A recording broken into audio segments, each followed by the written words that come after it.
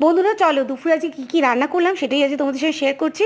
প্রথমে তো লেবু লঙ্কার পেঁয়াজি থালাতে দিয়ে দিলাম প্রথম পাতে, তারপরে করেছি পেঁয়াজি, আর সেই পেঁয়াজিটাকেও থালার মধ্যে ভালো করে সাজিয়ে নিলাম।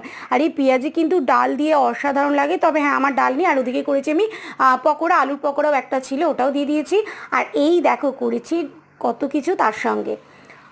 দেখো এটা হয়ে গেছে কাঁচকলা আলুর কোপ্তা।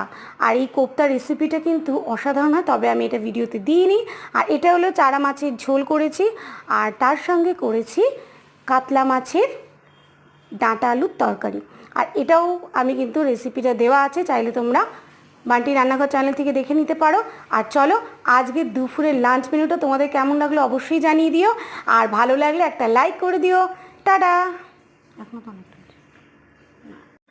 আর তোমরা যদি এরকম আরও নতুন নতুন ভিডিও দেখতে চাও অবশ্যই কমেন্টে আমাকে জানাবে যে তোমরা কীরকম থালি দেখতে চাও, সেই থালিও শেয়ার করবো তোমাদের